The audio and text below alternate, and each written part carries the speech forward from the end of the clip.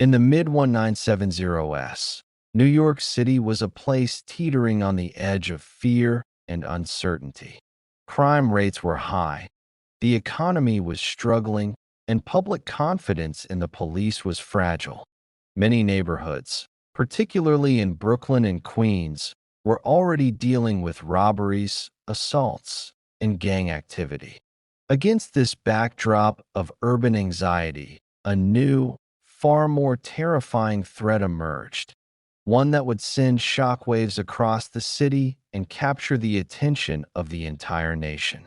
This threat was not a gang, a foreign enemy, or a widespread conspiracy, but a solitary, quiet man named David Berkowitz, who would soon become infamous as the Son of Sam. David Richard Berkowitz was born on June 1, 1953, in Brooklyn, New York, under circumstances that would shape the rest of his life. His birth mother, only 18 at the time, was unable to care for him and gave him up for adoption. He was taken in by Nathan and Pearl Berkowitz, a middle-class Jewish couple.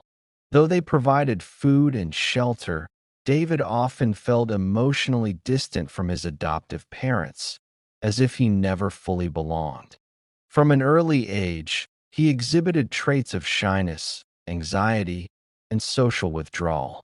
He was highly introspective and imaginative, often preferring books, science fiction stories, and fantasy worlds to the real social interactions that he found intimidating and confusing. During his early school years, David was a quiet, well-behaved child.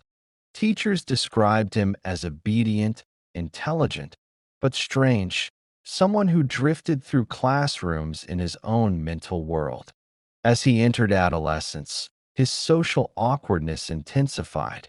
He struggled to make friends and became increasingly obsessed with dark thoughts, the concept of morality, and fantasy narratives that featured conflict and violence.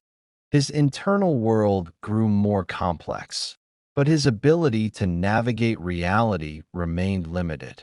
After graduating from high school, David enlisted in the U.S. Army in 1971, seeking structure and purpose.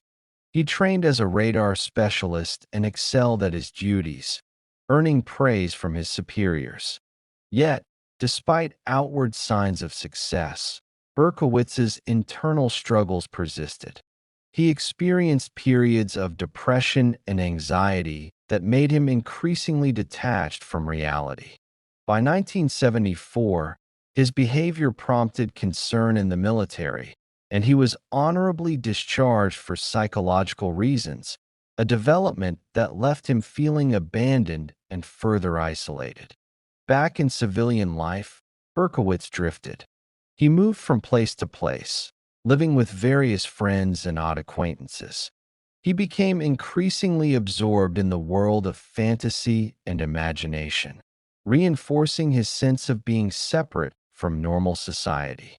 Friends and acquaintances remembered him as polite but eccentric, someone who observed the world with a distant and often unsettling detachment.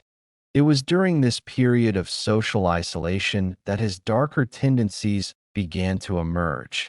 The first known act of violence occurred on July 29, 1975, when a young couple was sitting in a parked car in Queens. Without warning, a man approached and fired a .44 caliber revolver into the car. The woman survived, but the man was seriously wounded. Police initially treated the attack as an isolated incident. However, in the months that followed, similar shootings occurred across Brooklyn and Queens. Young couples parked in quiet streets were shot at without apparent reason. The victims were ordinary people, students, clerks, and laborers, yet they became targets simply for being in the wrong place at the wrong time. The randomness and brutality of the attacks caused widespread panic. Citizens altered their routines, avoiding evening walks and quiet parking lots. Parents kept children indoors. The press covered every detail, often sensationalizing the story, which only amplified the fear. Initially known simply as the .44 caliber killer, the attack soon took on a new identity with the arrival of handwritten letters sent to police and newspapers. Signed Son of Sam. The letters boasted of the killings, taunted authorities, and demanded publicity. In these communications, Berkowitz claimed he was compelled by unseen forces and expressed morbid satisfaction at the chaos he had caused. Police launched one of the largest manhunts in New York City history. Detectives combed through thousands of tips, examined hundreds of suspects, and interviewed anyone remotely connected to the crime scenes. Despite intensive surveillance, the killer remained elusive for nearly 2 years. Each attack renewed public anxiety and prompted widespread media coverage, creating a tense and often paranoid atmosphere across the city. In the summer of 1977, a critical break in the case came through witness identification. People reported seeing a suspicious man near the scene of an attempted shooting, and police circulated sketches based on these descriptions. A woman recognized the man from the sketch and informed authorities. This tip led police to David Berkowitz, a quiet man living in a small Yonkers apartment. On August 10, 1977, Berkowitz was arrested. Authorities found a .44 caliber revolver in his apartment, which forensic tests confirmed had been used in multiple shootings. During interrogation, Berkowitz admitted to all the attacks and the letters. He claimed he had been commanded by supernatural forces. A neighbor's dog named Sam allegedly spoke to him and ordered him to kill.